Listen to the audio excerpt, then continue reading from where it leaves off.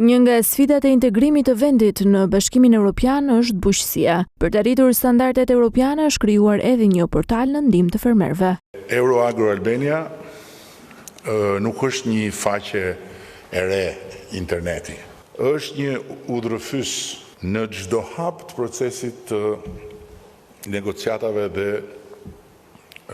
të rrugës drejt antarësimit.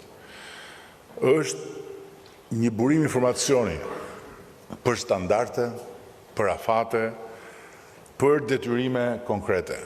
Për modernizimin e sektorit të bujqësisë, Rama njoftoi ngritjen e regjistrit kombëtar të fermave dhe parcelave.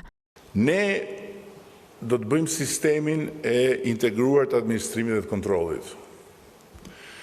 Do të finalizojmë regjistrat kombëtar të fermave, të parcelave dhe të kafshëve. Financimi i projekteve bujqësore nuk është çështje parash sipas Ramës, por e projekteve të duhura.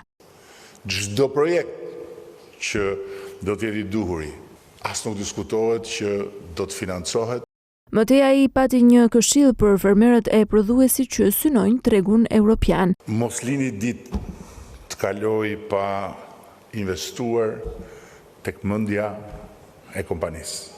Rama paralajmëroi fermerët se hyrja në Bashkimin Evropian do të sjellë kontrolle të rrepta. Të vendoset dryni dhe nuk t'i pranon më njeri ato që prodhon. Në fund, Rama shtoi se përmbushja e standardeve europiane në fushën e bujqësisë është një nga sfidat më të mëdha të Shqipërisë. Rama theksoi rritjen e numrit të fermerëve që sot marrin mbështetje nga shteti, rritjen e eksporteve si dhe uljen e deficitit në to.